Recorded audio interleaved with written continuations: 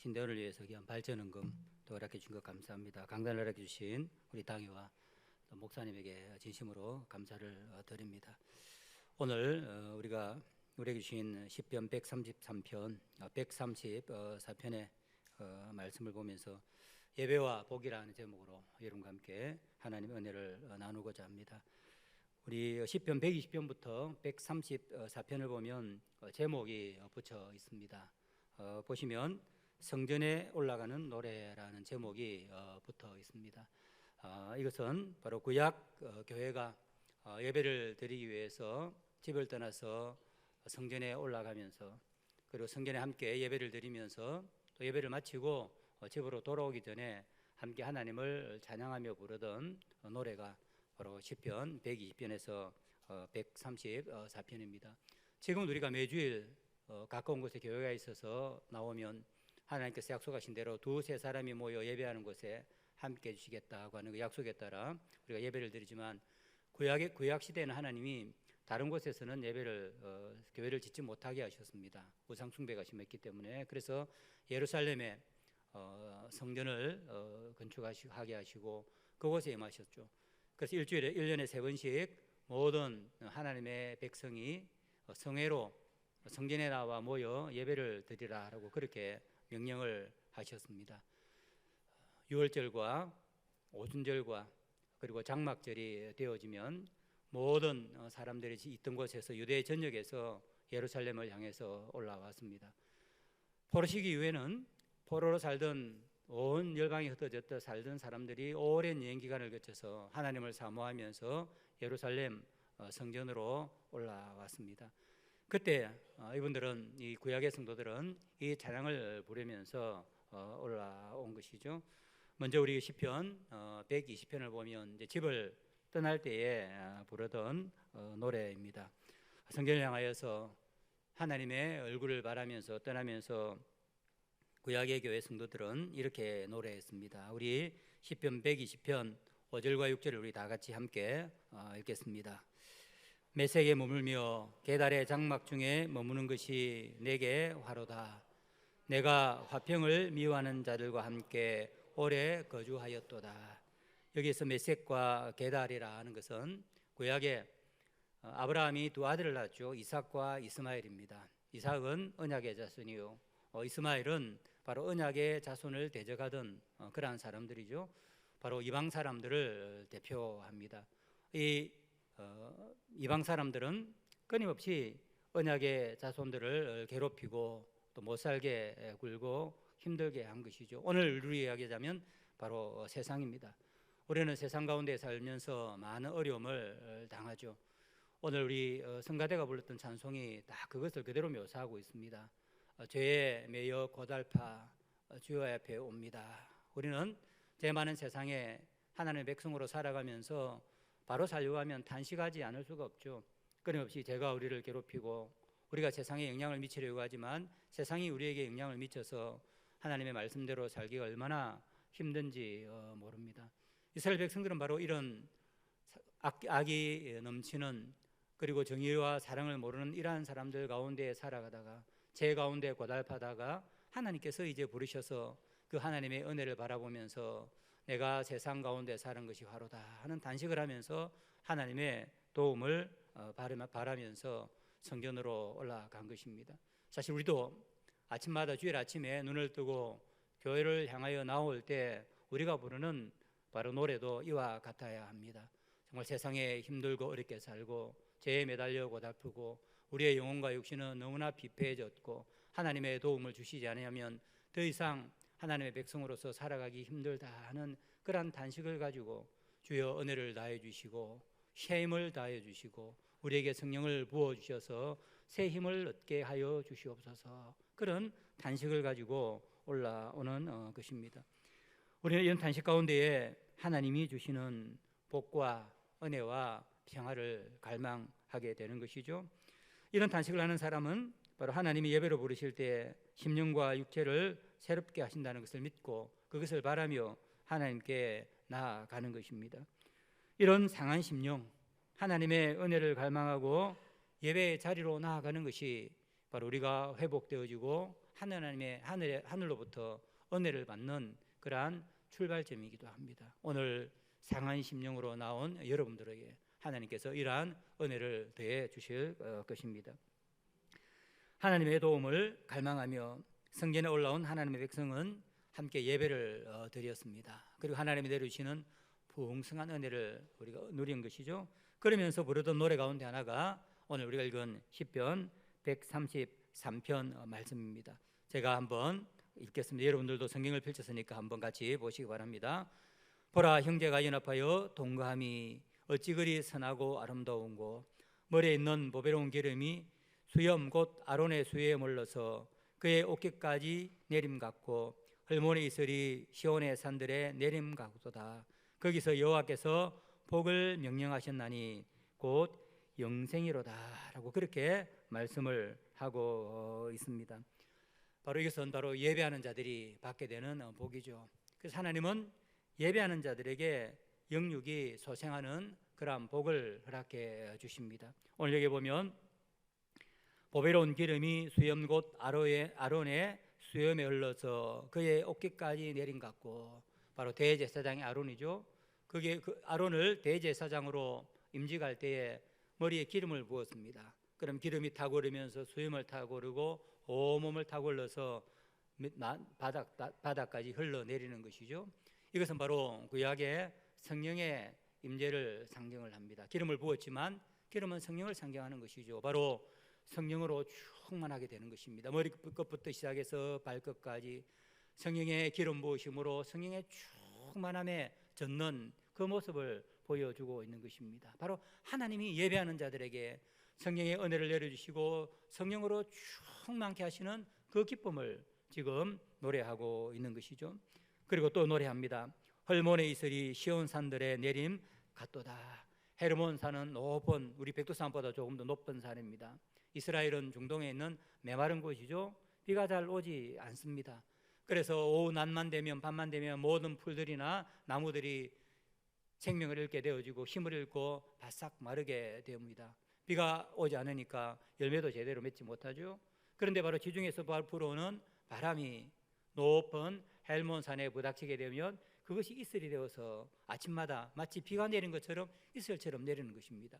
그러면 한낮에 그 강렬한 햇빛에 시들었던 꽃과 나무들이 그 이슬을 다시 받고 생명이 살아나는 것입니다. 모든 언덕 위에서 새로운 생명이 돋아나고 꽃을 피우고 잎사귀가 힘을 얻고 열매를 맺게 되는 것입니다. 바로 예배하는 자들에게 하나님이 주시는 은혜죠. 바로 이렇게 상한 심령을 가지고, 메마른 심령을 가지고 왔지만 예배할 때 성령께서 기름 부으시, 하나님이 성령으로 기름 부어 주셔서 성령으로 충만하게 되고, 하나님께서 우리의 마른 심령, 아픈 육체들을 회복시켜 주셔서 우리 심령이 생동함을 얻고 소생하게 되고 힘을 얻는 그것을 바로 노래를 하고 있는 것입니다.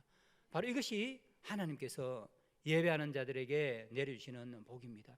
하나님이 왜 우리를 구원하셔서 우리를 불러주셨느냐면 하나님 우리에게 이러한 성령의 충만함과 이 복을 내려주시기 위해서 우리를 예배의 자리로 불러주신 것입니다. 그런데 하나님은 언제나 복을 주실 수가 있죠. 그런데 하나님은 예배 자리로 불러서 예배하는 자들에게 성령으로 충만케 하시고 이런 복을 내리시겠습니까? 그것은 바로 하나님이 생명의 권원이시고 하나님의 만복의 권원이시라는 것을 아는 사람들이 바로 하나님 앞에 나오게 되는 것입니다. 하나님이 전능하신 여호와 하나님이라는 것을 인정하는 사람만이 하나님께 나와서 하나님의 도움을 구하고 하나님을 경외하는 것입니다. 모든 은총과 구원은 오직 하나님께서 주신 것임을 알고 하나님을 사랑하는 사람이 예배를 드리는 것이죠. 예배를 드리지 않는다는 것은 바로 여호와 하나님을 인정하지 않는다는 것입니다. 하나님을 믿는다고 하는 사람이 예배를 무시하는 것은 하나님을 무시하는 것이죠. 하나님을 경외하지 않는 것입니다. 이런 사람이 성령으로 충만함을 받고 하나님이 주시는 풍성한 복을 받아서 영육이 잘 되는 그런 복을 누리지 못하는 것이죠. 하나님은 그러한 사람들에게 복을 주시는 것이 아니라 하나님을 인정하고 하나님의 도움을 구하고 하나님을 경외하기 위해서 예배로 모인 바로 그 사람들에게 시편 133편이 노래하는 것과 같은 그러한 풍성한 은혜를 허락해 주시는 것입니다. 우리가 바로 이것을 우리가 부흥이라고 부릅니다. 성령으로 충만하게 되어지고 우리의 육체와 심령이 새로움을 얻어서 왕성하게 되는 이런 역사를 하나님께서 예배 가운데에 은혜를 베풀어 주시는 것입니다. 이것이 바로 예배하는 자들에게, 예배하는 자들만 누리는 그러한 복입니다. 그런데 어떤 사람들은 이야기를 하죠. 예배 별로 뭐 중요하냐? 매주일 드리는 예배. 우리 성경에 보면 로마서 12장 1절에서부터 보면 너희 몸을 거룩한 산 제사로 드리라고 하지 않았느냐. 그러니까 우리가 일상이, 예배 외에 모든 일상이 다 우리가 예배니까 교회 밖에서 우리가 거룩하게 살면 되지 않느냐. 뭐 예배하면 안 드린다고 해서 우리 모든 삶이 다 예배인데 그게 그렇게 중요하냐, 그렇게 이야기하는 사람들이 있습니다. 그리고 그런 사람들의 특징은 주일 예배를 별로 깊이 생각하지 않는 것이죠. 이런 사람들은 잘 예배를 잘 나오지 않습니다. 그러면서 하나님이 앞에 산 제사로 거룩하게 자신을 드리겠다라고 그렇게 말을 하는 것입니다. 물론 맞죠. 우리는 예배 시간뿐만 아니라 예배를 마치고 우리가 일상에서 우리가 무엇을 하든 예배자로 하나님을 경외하고 살아야 합니다. 그것은 우리가 해야 될 마땅한 일입니다. 그러나 하나님이 부르시는, 예배로 부르시는 공적 예배에 와서 하나님이 내려주시는 이 성령의 충만함과 풍성한 복을 받지 못한 사람이 바깥에 나아가 자신을 산제사로 드리는 그런 거룩한 예배적인 삶을 살 수 있겠습니까? 그것은 불가능한 일입니다. 예배를 드리지 않는 사람이 다른 일상을 예배자로 살아갈 수 있다, 내가 살아가겠다고 이야기하는 것은 어불성설입니다. 주로 그렇게 이야기하는 사람들은 예배를 드리지 않는 핑계를 드러내는 것이죠. 실제로는 그러한 삶을 살 능력도 없고 살아가지도 못하면서 예배를 등한시하기 위해서 하는 그러한 이야기들인 것입니다. 그래서 우리 하나님은 우리가 일상에서도 거룩한 예배자로 살아갈 수 있도록 예배로 우리를 부르셔서 이러한 풍성한 은혜를 베풀어 주시는 것입니다. 그러므로 우리는 다른 어떠한 곳에서 우리가 부흥을 찾을 필요는 없습니다. 우리가 물론 특별히 부흥 집회도 하고 기도원도 가고 개인적으로 뭔가 경건한 것을 하지만 하나님은 그러한 가운데 임재하시는 것이 아니라 바로 예배를 받으시기 위해서 온 성도를 성회로 부르시고 인과에 임재하셔서 예배를 받으시는 그곳에서 하늘 문을 여시고 이러한 풍성한 은혜를 내려 주시는 것입니다. 그러므로 사랑하는 성도 여러분들은 복된 자들입니다. 이 비가 쏟아지는 아침에 하나님의 은혜를 갈망하며 이곳에 나와서 예배를 드리는 여러분들, 하나님께서 보시지 않겠습니까? 그리고 여러분들이 가지고 있는 그 마음의 소원들을 다 보시고 은혜를 베풀어 주시지 않겠습니까? 그리고 우리가 그 받은 복을 가지고 하나님께 예배하고 하나님께 밖에 나아가서 거룩한 삶을 예배로 드리도록 하나님께서 우리에게 허락해 주시는 것입니다. 하나님은 예배하는 자들을 성령으로 충만케 하시고 영혼과 육체를 소생하는 그러한 복을 허락해 주시는 것입니다. 그런데 우리는 코로나를 겪으면서 많은 성도들이 예배를 소홀히 여기기 시작했습니다. 함께 모이지 못하고 집에서 온라인으로 예배를 드리다 보니까 그게 조금씩 이제 적응을 하고 그것이 편하게 느껴지기 시작한 것이죠. 그래서 지금도 보면 교회를 가지 않고 특히 젊은이들 가운데에서는 온라인으로 예배를 보는 사람들이 있습니다. 그러나 온라인으로 예배를 보거나 온라인으로 설교만 듣는 그것은 예배가 아닙니다. 그야말로 설교를 보는 것이고 예배를 보는 것이고 설교를 듣는 것이죠. 예배는 하나님 부르신 성도들이 다 함께 모여서 그 가운데 하나님께서 임재하시고 받으셔서 드리는 것입니다. 예배로 모인 성도들 가운데에서 임재하신 하나님과의 교제가 없고 또 성령도 없고 하나님 앞에 온전히 드리는 예물이 없는데 그것을 어떻게 예배라고 할 수 있겠습니까? 그렇게 예배를 드리는 사람은, 그렇게 예배를 보는 성도들은 성령으로 기름 부으시고 영혼과 육체의 활기를 불어 넣어주시는 그래 하나님의 복을 체험할 수가 없는 것입니다. 그런데 예배를 드리지 않아서 영적인 침체를 겪고 있음에도 잘 예배에 출석하지 않는 많은 사람들이 있습니다. 우리 교회가 코로나를 지나면서 활력을 많이 잃어버린 이유 중에 하나가 바로 여기에 있다고 생각이 됩니다. 우리 신학교도 코로나 기간 동안에 젊은이들이 신학교 지원자들이 좀 줄어들어 버렸습니다. 이유는 하나겠죠. 예배를 드리지 않으니까, 하나님의 풍성한 은혜를 경험하지 못하니까 신학교에 가겠다, 목사가 되겠다고 하나님께 헌신하고 결심한 사람들조차도 믿음이 약해지고, 그래서 신학교에 발을 내디딜 그러한 마음의 준비가 되지 않는 것입니다. 그러므로 사랑하는 성도 여러분, 우리가 예배를 등한시하면 안 됩니다. 늘 예배 오시는 분들은 괜찮습니다.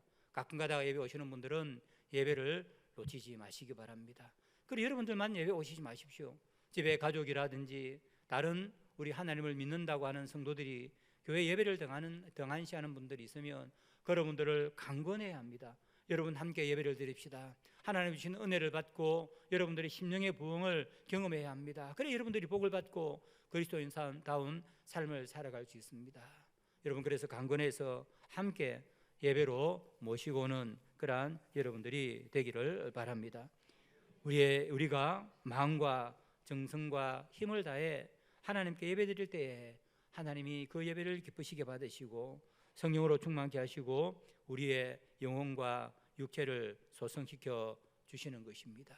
그래서 우리 부곡중앙교회도 우리가 모일 때마다 바로 시편 133편과 같은 그러한 노래, 성령으로 충만하고 하나님이 우리의 육체와 영혼을 소성시켜 주시는 이 부흥을 노래할 수 있게 되기를 바랍니다.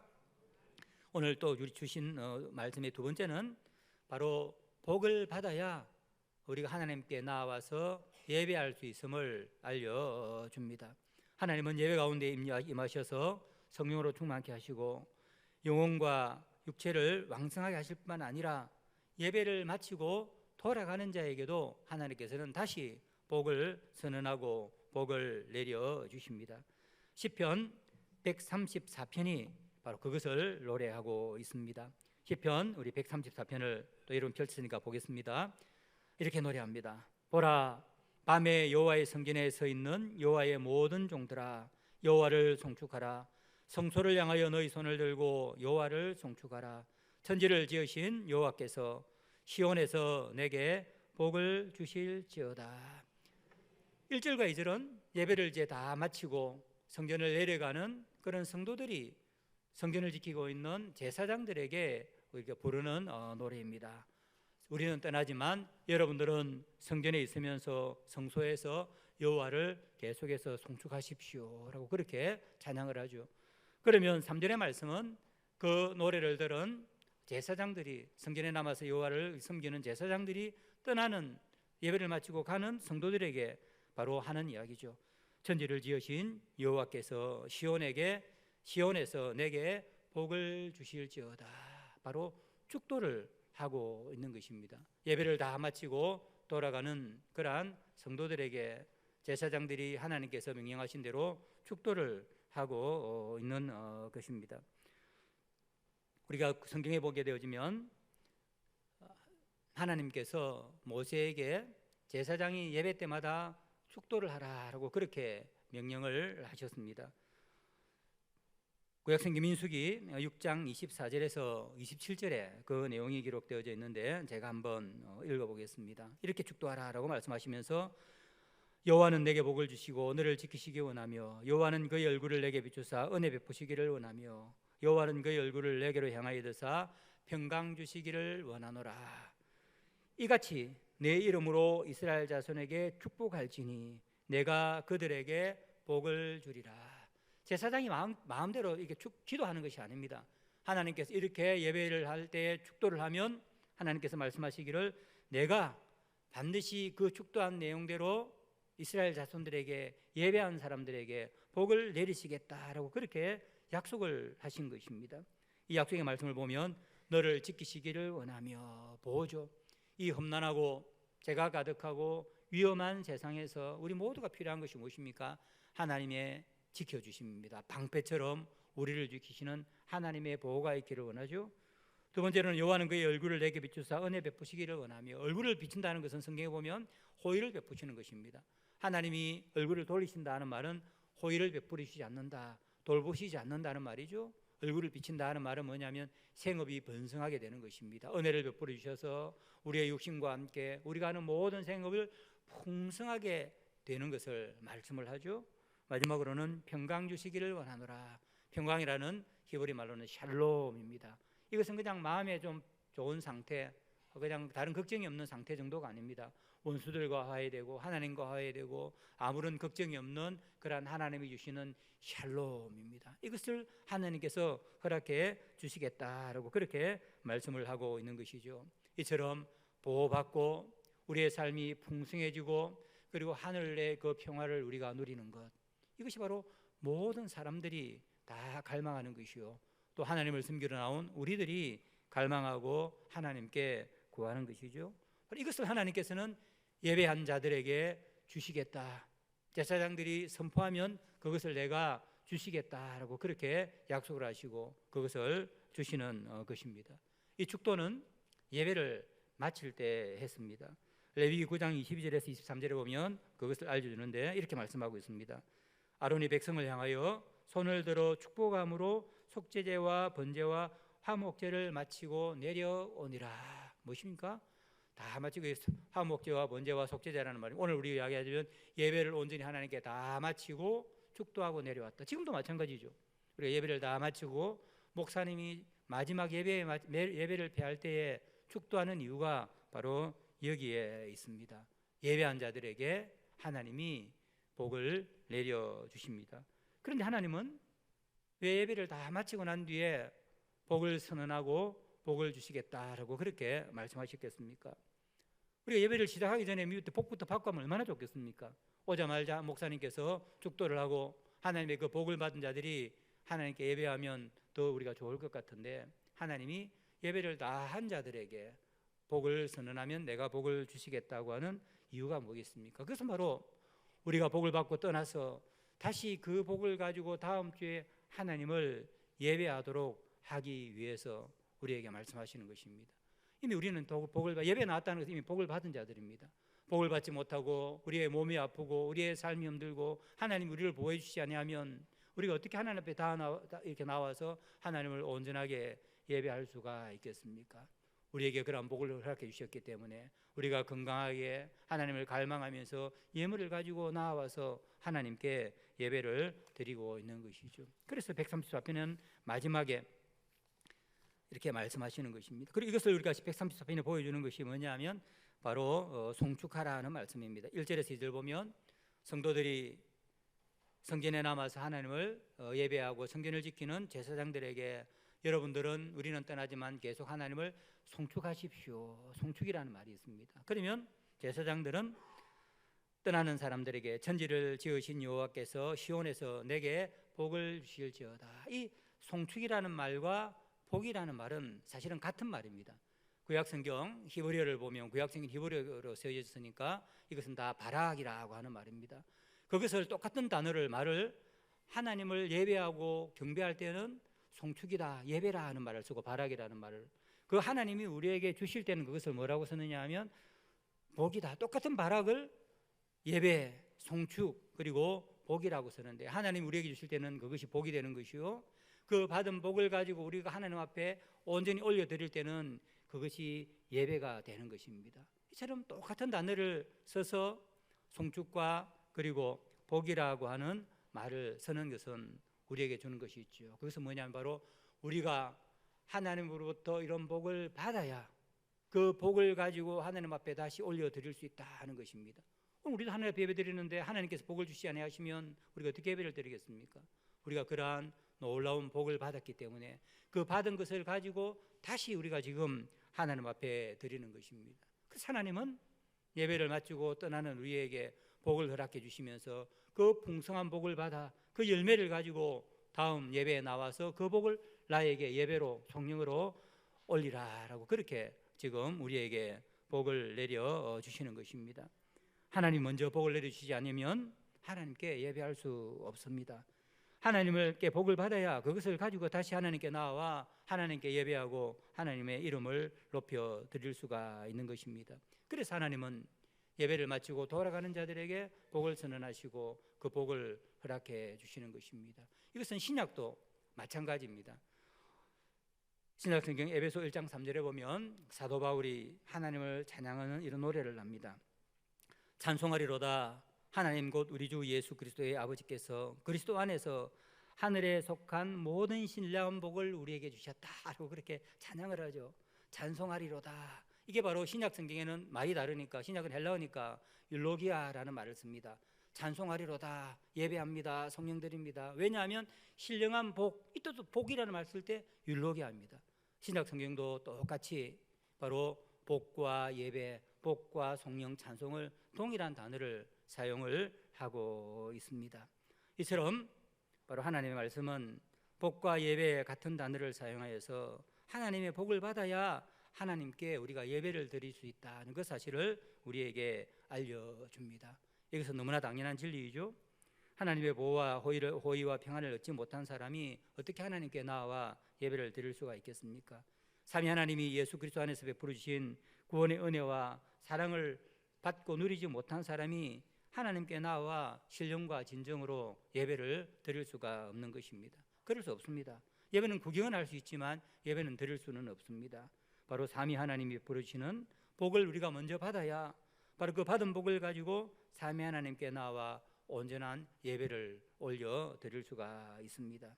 그래서 하나님이 예배를 드리며 영과 육이 새롭게 된 백성에게 복을 내려 주시는 것입니다. 그런데 우리가 예배를 드리지 않는 자들 어떻게 되겠습니까? 바로 예배를 통해서 내려주시는 우리가 복을 받지 못하게 됩니다. 그러면 우리의 믿음은 점점 약해지고 영혼은 점점 더 메말라가서 피폐하게 되어지고 우리가 하나님이 기뻐하시는 온전한 예배를 드릴 수가 없는 것입니다. 그러므로 사랑하는 성도 여러분, 여러분들은 이미 복된 자들입니다. 하나님이 그런 복을 주셨기 때문에 이 자리에 나와 그 복을 가지고 하나님께 다시 올려드릴 수가 있죠. 그래서 우리는 매주일 예배를 통해서 영육이 샘을 얻고 그리고 하나님이 예배자들에게 주시는 복을 받아 우리가 누려야 합니다. 그래 우리가 살고 다시 그 복을 가지고 하나님 열매를 가지고 하나님께 나와 예배를 드리는 것입니다. 온전한 예배를 드리고 하나님 이 복을 받아 그리고 매주일 다시 다음 주일에는 더 풍성하게 하나님께 예배를 올려드리는 그런 복된 여러분들이 다 되시기를 바랍니다. 세 번째로 오늘 이 말씀은 우리에게 또 우리가 복을 받아야 복을 나눌 수 있음을 알려주고 있습니다. 하나님께서 예배가 마칠 때 복을 선언하라고 하신 이유가 하나가 더 있습니다. 그것은 예배를 마치고 돌아가는 자들이 다른 사람들에게 그 받은 복을 나누고 전달하도록 하기 위해서 예배를 마치고 가는 우리에게 복을 내려주시는 것입니다. 하나님은 예배자들에게 복을 주어 하나님의 사랑과 선하심을 드러내고 전하고 나타내도록 하셨습니다. 오늘 우리가 시편 여기는 없지만 이 시편 134편 시온에서 내게 복을 주실지어다 하고 하면 또 이스라엘 백성들은 거기에 대한 화답을 냈습니다. 그것이 바로 시편 67편, 68편 같은 시편인데 시편 67편이 대표적인 것이라고 할 수 있죠. 제사장이 있을지어다. 오늘날 이야기된 목사님이 하나님이 주시는 복을 선언을 하고 나면 온 이스라엘 백성들은 이렇게 노래했습니다. 하나님은 우리에게 은혜를 베푸사 복을 주시고 그의 얼굴빛을 우리에게 비추사 주의 도를 땅 위에 주의 구원을 모든 나라에 알리소서. 하나님이여 민족들이 주를 찬송케 하시며 모든 민족들이 주를 찬송케 하소서. 하나님이 복을 선언하면 이스라엘 백성들은 하나님 그 복을 우리에게 주십시오.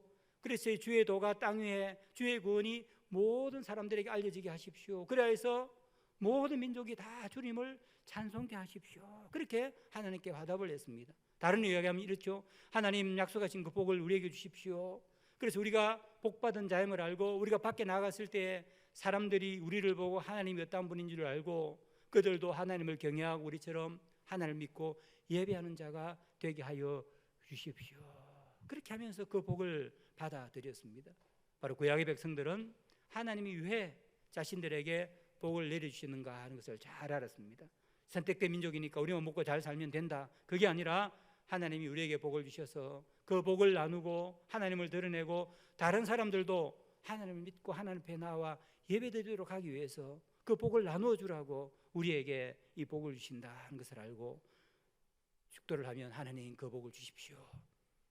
그래서 하나님의 구원이 땅 끝까지 모든 민족이 주님을 알고 나오게 하십시오. 오늘 우리로 이야기하자면 뭐겠습니까? 하나님 우리에게 복을 주셔서 우리의 주위에 있는 사람들이 하나님을 모르는 사람들이 하나님의 구원과 은혜를 보고 그들도 하나님 앞에 나와 예배하게 하여 주십시오. 그 복을 저에게 주십시오. 바로 그러한 간구와 화답을 하고 있습니다.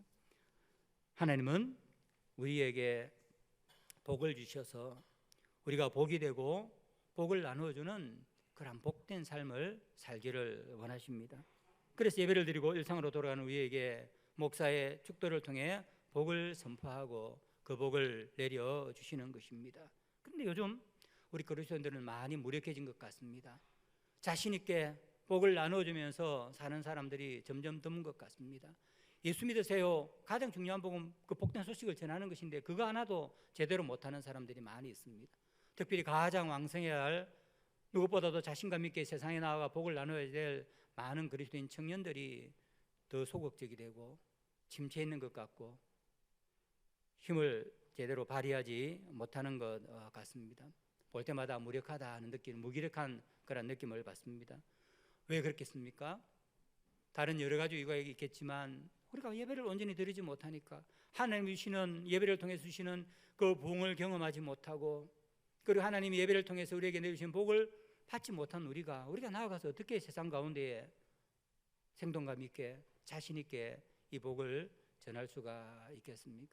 아마 가장 예배를 코로나를 겪으면서 등한히 하는 그런 세대가 청년 세대가 아닌가 생각을 합니다. 오늘 여러분들 청년들 가운데 이곳에 나온 분들은 정말 복된 자들입니다. 하나님 우리에게 풍성한 복을 주실 때에 우리는 자신 있게 우리를 통해서 드러내시는 하나님의 은혜를 우리가 드러낼 수가 있게 될 것입니다. 하나님은 예배한 자들에게 복을 주시겠다고 약속하시고 축도로 복 주심을 선언합니다. 우리는 하나님이 약속하신 복을 예배 때 주심을 우리는 믿어야 합니다. 목사가 하나님이 주시는 복을 선포할 때마다 아멘, 아멘, 하나님 그 복을 주시옵소서, 그 복을 가지고 다음 주에는 더 풍성하게 예배를 드리게 하시고 그 복을 가지고 다른 사람들에게 나누어져 다른 사람들도 하나님을 알고 하나님을 예배하게 하옵소서. 우리가 그렇게 기도해야 하는 것이죠. 그래서 여러분들 목사님 축도하고 난 뒤에 성가대가 화답송을 할 때에 그냥 예배를 마쳤구나, 많은 분들 예배는 이제 마치는 것이구나, 빨리 집에 갈 수 있겠다 이렇게 생각하지 마시고 바로 구약 성도들이 시편 61편을 노래했듯이 여러분 간절한 마음으로 하나님 그 복을 받아 주위에 있는 사람들에게 하나님이 어떠한 분이신지 드러내게 하십시오. 우리가 힘이 없고 우리가 평화를 느끼지 못하고 하나님이 주시는 성령의 충만함을 받지 못하고 우리가 복된 삶을 살지 못하면 사람들이 뭐라고 하겠습니까? 교회 가도 별일 없네, 하나님 뭐 우리하고 별로 차이가 없네, 예수 믿으나 안 믿으나 차이가 없네, 그러면 사람들이 하나님의 영광을 보고 하나님 앞에 나오겠습니까?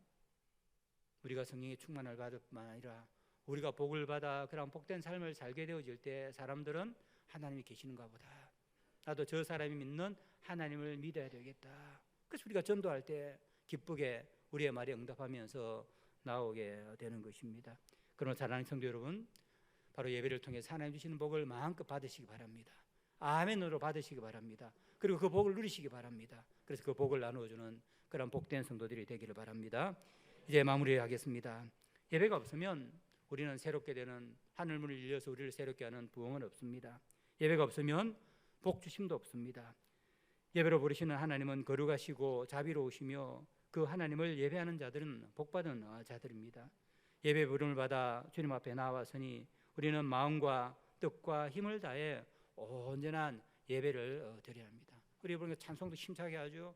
우리가 찬송을 부를 때마다 힘을 다하여 목소리를 높여서 하나님을 찬양하고, 우리가 기도할 때마다 회개 기도를 할 때는 간절하게 주님의 보좌 앞에서 더러워진 나의 영혼들이 깨끗함을 얻고, 그리고 구원의 기쁨이, 제가 맡고 있는 구원의 기쁨이 회복되어 온전한 예배를 드릴 수 있도록, 그리고 우리 장로님께서 대표님과 기도할 때마다 우리는 그 기도에 아멘 아멘 하면서 그 기도의 응답을 받을 수 있도록 해야죠. 그리고 헌금을 드릴 때는 정성을 다하여서 하나님 앞에 거룩한 예물로 드려야 하는 것입니다.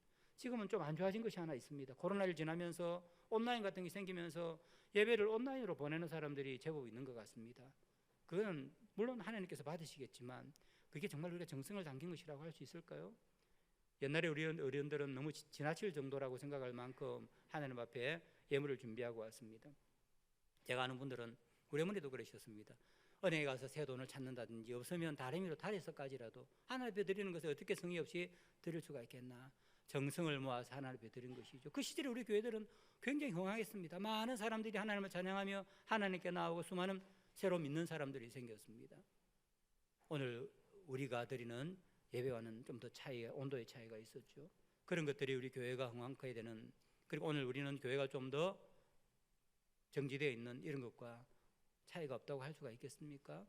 우리가 예배를 다해 하나님 앞에 신령과 진정으로 예배를 드릴 때에 하나님은 그것을 받으시고 우리의 심령을 새롭게 하시고 은혜를 베풀으실 뿐만 아니라 그 복을 나누어 다른 사람들을 주님께로 인도하는 은혜를 베풀어 주시는 것입니다. 온전한 예배를 드려 영과 육이 흥황하고 하나님의 복을 받아 풍성한 삶을 살고 그 복을 나누어 우리를 통해 사람들이 하나님의 선하심과 아름다움을 보고 하나님께 예배하도록 만들어야 하는 것입니다. 예배를 통해서 또 우리가 매주일마다 여러분들이 모일 때마다 우리 부곡중앙교회 하나님 이러한 은혜를 베풀어 주셔서 그러한 복을 받고 복을 나누어 주는 그러한 복된 삶을 사는 여러분들이 다 되기를 간절히 바랍니다.